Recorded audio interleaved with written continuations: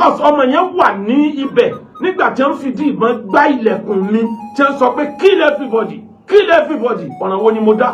tó fi di kill everybody lórí pé mo bú àwọn bàbá wa mọ́. Gbogbo ẹ̀yin tẹ́ ń bẹ̀bẹ̀ tó bá jẹ́ pé wọ́n rí mi shoot níjọ́ yẹn ẹ mọ̀ tún rí wá sí ní ìṣe fún ẹbí mi. Àwọn èèyàn yìí burú gan. Ṣé Islam lélẹ́yìí ọ̀nà wo ni mo dá tó fi di pé àtìlẹ́mì kíní àti kejì tí àwọn tí wọ́n wọ uniform tá a fi pè wọ́n lọ́lọ́pàá black t-shirt pẹ̀lú face cap àwọn FT men kán dẹ̀ fìbọn sápò tí ìbọn dẹ̀ ń yọ níbi jíǹsì tí wọ́n wọ̀ lẹ́yìn tí wọ́n lọ lémi tí wọ́n wádìí kiri pé sẹ́lẹ̀ rẹ̀ ní bíbáyìí ṣé bíbáyìí ni ìyàwó ẹ̀ wà. Ọ̀rẹ́ wa olóṣogbo of Òṣogbo land tó wá sí àgọ́ ọlọ́pàá òun àtàwọn lọ́yà especially lọ́yà níbosíbo wọn èmi jókòó lórí tébù torí ó ń ya àwọn èèyàn lẹ́nu bí mo ṣe ní time fún ọ̀rọ̀ tí ń bẹ ńlẹ̀ yìí à ń kọ̀ tàn ní mo jókòó làwọn ń kọjá lọ ó kàn dé ẹ̀kan náà mo kàn rí pé wọ́n dúró àwọn mọ́ra àrùn kan wo ọ̀dọ̀ mi ojú ọ̀kan kòrò ní agbárí ẹ̀ téèyàn fẹ́ wò pé yé kí ni mo ṣe tó báyìí bẹ̀t nínú ẹ̀kọ́ ayé ẹni tí ń bọ̀ fa nǹkan tó bá rí ọ̀tẹ́rẹ̀rín pàdé ẹ̀ mọ̀ pé nǹkan ti ṣe é tó bá rí ẹ̀ tó rojú kókó mà pọ́ lọ́run gbèjà rẹ lọ́wọ́ máa rí pé nǹkan tí wọ́n ń rò bẹ́ẹ̀ mi ṣe rò ni pé tí ọwọ́ àwọn bá tẹ ọmọkùnrin sáwọn sẹ́yìn júyàn sẹ́wọ̀n ni bóyókè sánmọ́ làwọn lọ gbé kọ́ mo mọ̀ pé ntí ọ wà lọ́kàn níbo láti bò síbo ntí ọ wà lọ́kàn rẹ̀ wọ́n jẹ́ mọ̀ pé orí yàtọ̀ sórí kì í ṣe irú mi bẹ́ẹ̀yàn bá dán wò tó bá rí ṣe ntí ọ tẹ̀lé ò ní dáa ní tiyín láti máa ṣe pé fún mi pé tí n bá forí jìn ẹnìkan mi tí mo bá lọ forí jìn ẹnìkan tí mi ò bá handle ẹ̀ bó ṣe handle ẹnìkan kí ni pírọ́blẹ̀mù tiyín kí ló dé tẹ́yìn náà ò jáde tó bá jẹ́ pé lódodo eléyìí tá à ń ṣe lọ́wọ́ yìí ẹ bá support ẹ̀ kí ló dé tí gbogbo ẹ̀yin àfa ò ti fọ́n sórí íńtánẹ́ẹ̀tì lásán lẹ lérò pé ìjọba dá sí ọ̀rọ̀ ku Mohbad ni ariwo aráàlú ni bẹ́ẹ̀ ṣe ń arrest àwọn èèyàn wùrúwúrú tó di answer abba àtúnwá pè yín pé ẹjẹ́ àjọ pàdé ní kóòtù ẹ tún wá bẹ̀rẹ̀ ọ̀nà wùrúwúrú lẹ́ni tó jẹ́ pé tá a bá sọ pé it's okay àwa step down wà láì dọ́yẹ̀ làwọn bẹ̀rẹ̀ tiwọn. Mo fi Ọlọ́run búra mo ṣe study antecedent wọn níjọ́ táwa bá sọ pé okay àgbàfọ́ náà bí number 1 ọba bẹ̀rẹ̀ tiẹ̀ number 2 ó bẹ̀rẹ̀ tiẹ̀. Wọ́n ń wá àwọn èèyàn lẹ́gbẹ̀ẹ́ mi tí wọ́n á wọ́ kéèsì sí lẹ́gbẹ̀ẹ́ tí wọ́n á fi negotiate kéèsì tí wọ́n á lọ ló jẹ́ ń kìlọ̀ fún gbogbo ẹni tí ń bẹ lẹ́gbẹ̀ẹ́ mi pé ìṣe wọn rèé o ìṣe wọn nìyí o gbogbo ọgbọ́n ni ẹ̀dá láti mú fún kéèsì wa kúrò níbi tó wà Ọlọ́run lóhun ò gbà bó o bá lé o gbà wájú èèyàn Ọlọ́run gbé gborí ẹ ó gẹ̀yìn Ọlọ́run tún gbé gbànà ẹ̀yìn ó tún blọọkù wé Ọlọ́run gbé gbọ̀tún ọbú Ọlọ́run gbé gbòsì ó tún blọọkù ẹ̀ tó o bá sọ́ra dáadáa ìwọ gangan lẹ́sìn tí ó gùn débi oríire tọ́lọ́run gbé lọ.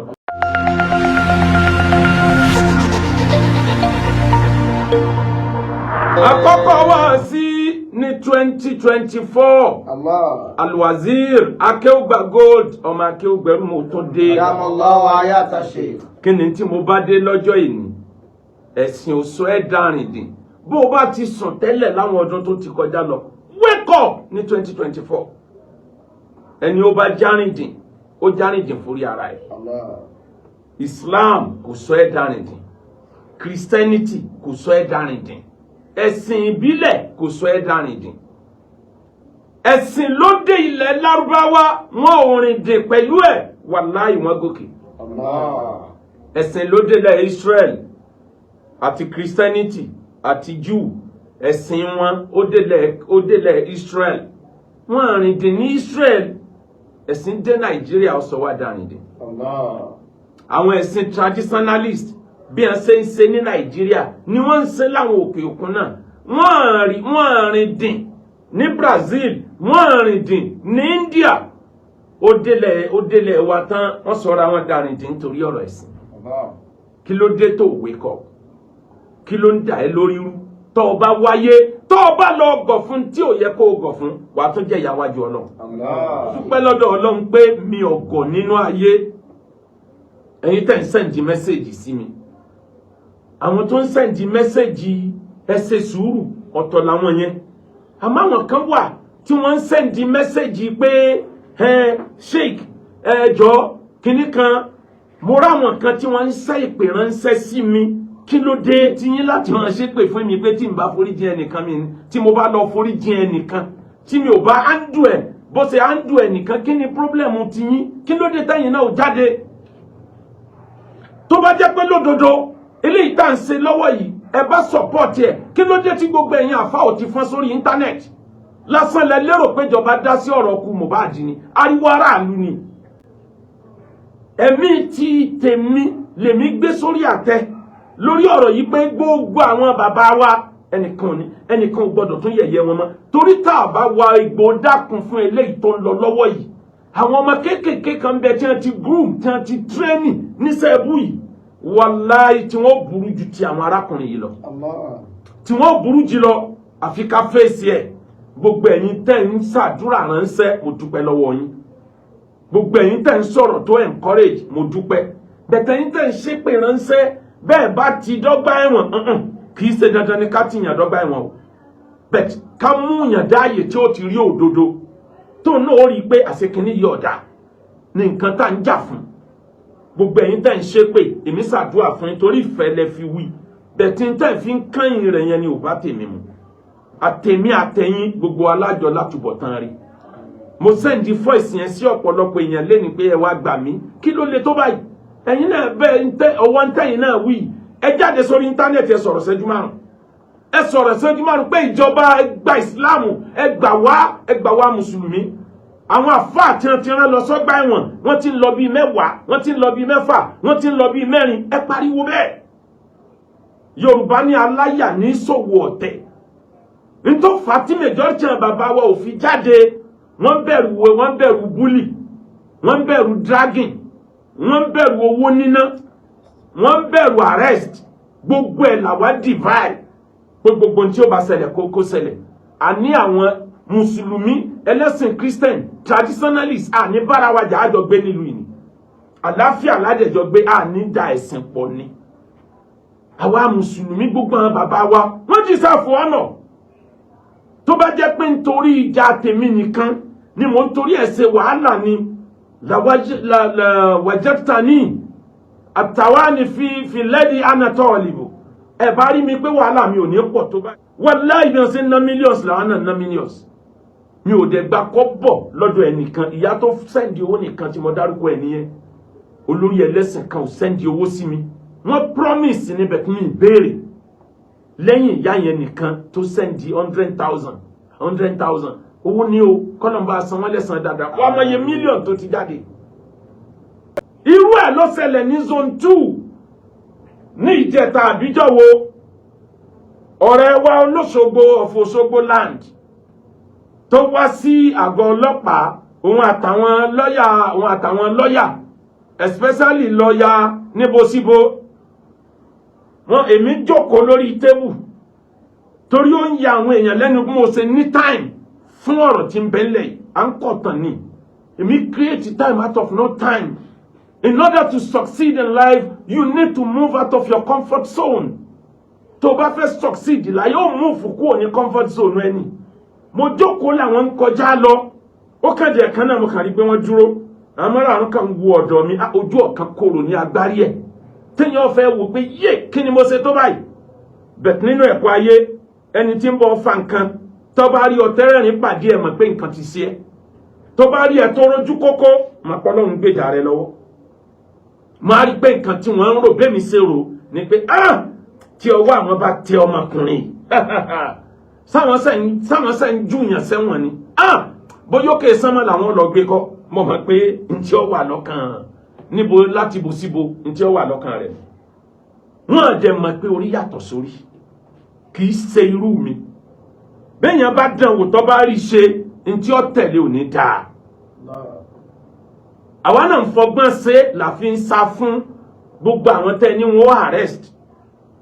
Ọ̀nà wo ni mo dá tó fi di pé àtìlẹ́mì kíní àti kejì tí àwọn tí wọ́n wọ uniform tá a fi pè wọ́n lọ́lọ́pàá black t-shirt pẹ̀lú face cap, àwọn FT men tán dẹ̀ fìbọn sápò tí ìbọn dẹ̀ ń yọ níbi jíǹsì tí wọ́n wọ̀ lẹ́yìn tí wọ́n lọ lé mi tí wọ́n wádìí kiri pé sẹ́lẹ̀ rẹ̀ ní bíbáyìí ṣé bíbáyìí ni ìyàwó ẹ̀ wà. wọ́n bàdé lẹ́fù pé nígbà tí àwọn sójà operation burst Ọ̀yọ́ state kọ́lọ̀ bá san wọ́n lẹ́sàn dáadáa bàbá wa DG operation lọ́yọ̀ state ní mà padà sí nínú security tí wọ́n fún mi nígbà táwọn sójà tán wá lé mi ọmọ mi fẹ́ mọ́ panic àwọn ọmọ mi kéékèèké èmi ni mò ń sọ fọ́mọ yẹn pé calm down, they are friend, they are our friend, they are not enemies. Because ọmọ yẹn wà ní ibẹ̀ nígbà tí wọ́n fìdí ìbọn gbá ilẹ̀kùn mi tí wọ́n sọ pé kill everybody ọ̀nà wo ni mo dá tó fi di kill everybody lórí pé mo bú àwọn bàbá wa mọ́. Gbogbo ẹ̀yin tẹ́ ń bẹ̀bẹ̀ tó bá jẹ́ pé wọ́n rí mi shoot níjọ́ yẹn ẹ mọ̀ tún rí wá sí mi ṣe fún ẹbí mi. Àwọn èèyàn yìí burú gan. Ṣé Islam lélẹ́yìí? Hainal Islam nítorí irú nǹkan báyìí. Yẹ̀dúgbò lè kọ́ nínú mi kàmàdé. Ọkàn èèyàn ọmọ gbọgbẹ́ ìbànújẹ́ pé ṣé Islam lélẹ́yìí fún ẹni tí ìgbàgbọ́ àti ìbẹ̀rù Ọlọ́run bá ń bẹ lọ́kàn. Níjọ́ tẹ́yìn tí arrest èèyàn ẹni tí ń bọ̀ láti ájì.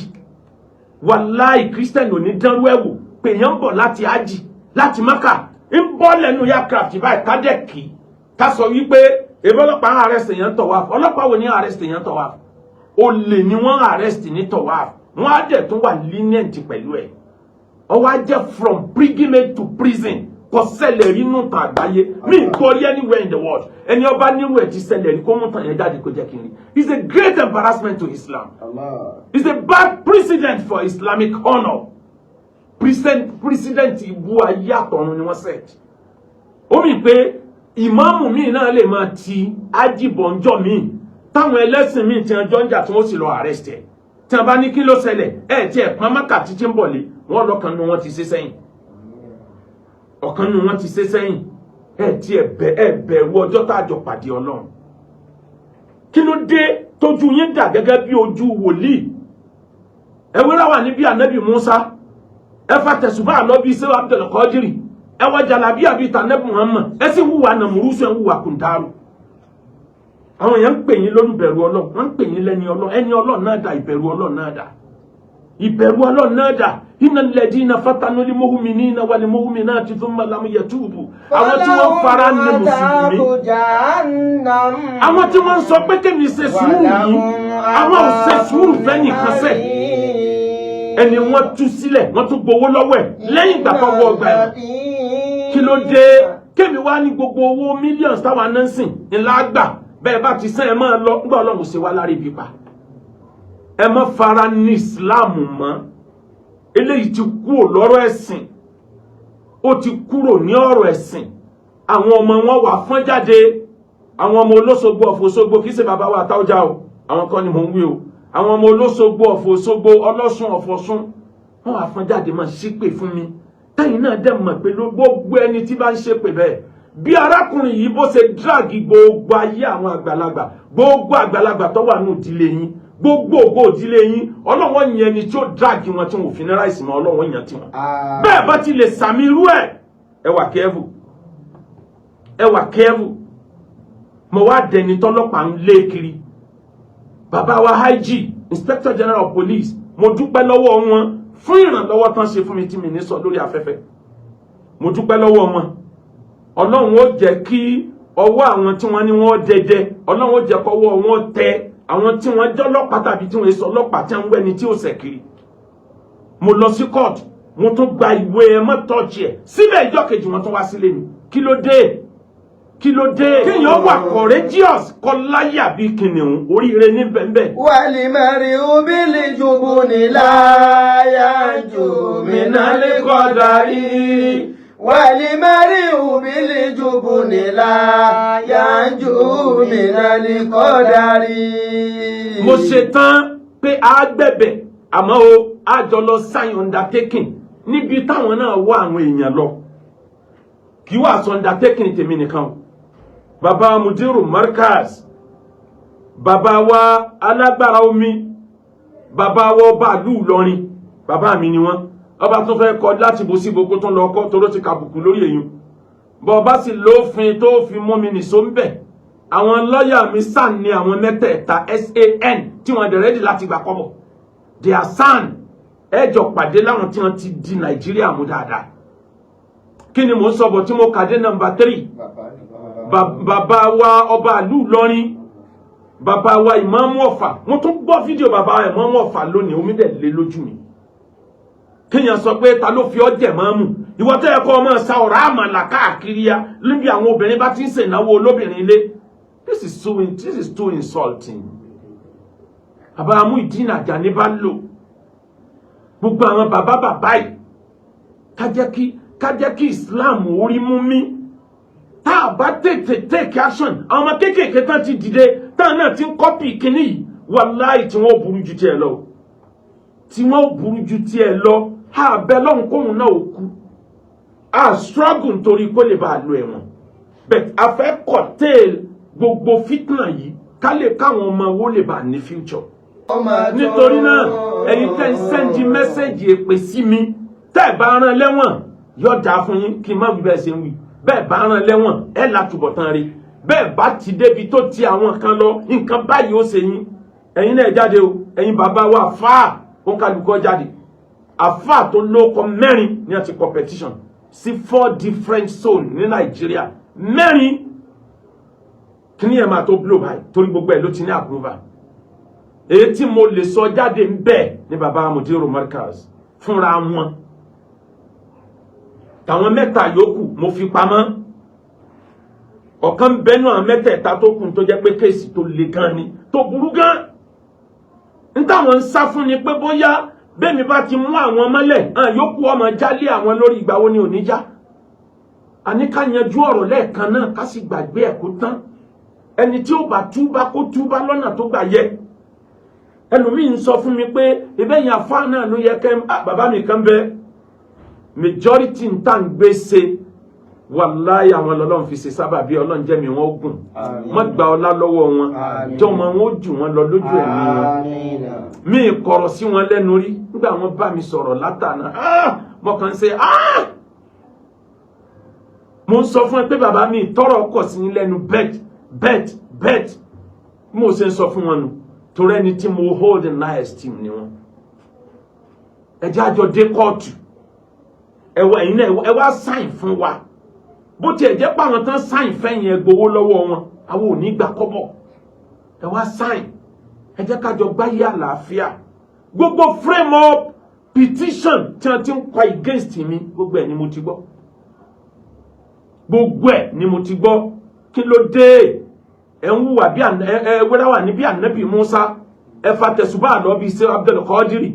ẹ wọ jàlábíà bí ànábì Muhammad ìwà owó yín ìwà kùndárù ìwà nàmúrúsù ọlọ́run ò má ṣe wá ní fìtínà fáwọn alábòsí ayé o kán má bàa sọ pé àwa náà ti dẹgbẹ́ àwọn àfa àkàndẹ̀ jáde ó ní Allahumma ij'alni fitnatan liqawmi zalimin ó ládùúà lànàbì yẹn ṣe àdúrà rẹ̀ ọjọ́ tòun ni ọlọ́run sèmi náà di fìtínà fáwọn alábòsí ayé ntọ́wù lọ́sọ̀ tó o bá gọ̀ láyé ayọ́sáyé ẹ̀jẹ̀ rádaràdà tó bá rìn dìn láyé ayọ́sáyé ẹ̀dí gàtìgàtì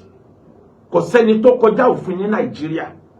àwọn tí wọ́n ń fòfin múyàn ọ̀rọ̀ wọn wá dà gẹ́gẹ́ bí abẹ́ni lórí tó wá di ọjọ́ tí wọ́n fẹ́ bẹ́ òun náà lórí tó wá kọ ẹsẹ̀ sókè sẹ́sẹ̀ lòun ń bẹ́ níjọ́ títí ń bẹ́ orí àwọn èèyàn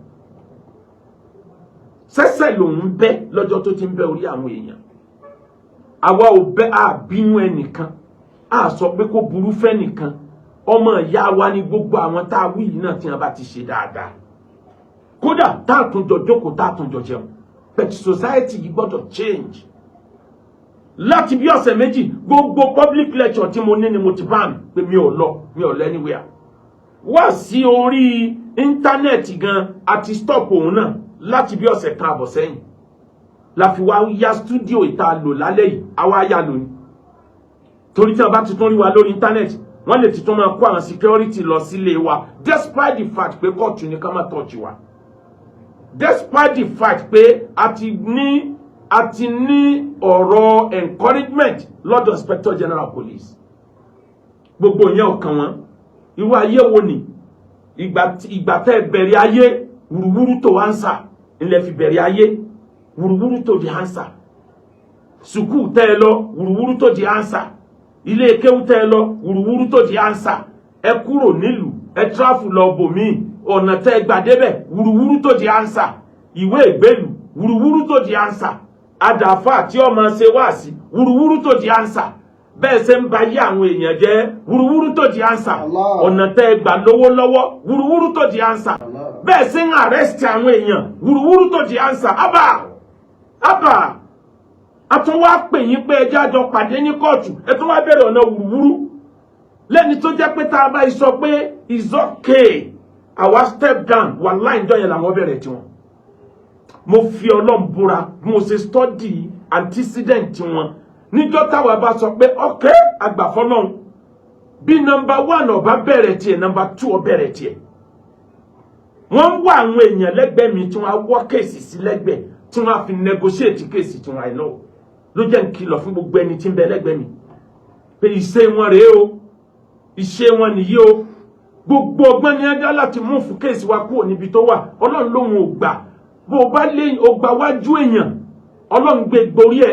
ó gẹ̀yìn Ọlọ́run tún gbé gbànà ẹ̀yìn ó tún blọọkù wé Ọlọ́run gbé gbọ̀tún ọbú Ọlọ́run gbé gbòsì ó tún blọọkù ẹ̀ tó o bá sọ́ra dáadáa ìwọ gangan lẹ́sìn tí ó gùn débi oríire tọ́lọ́run gbé lọ.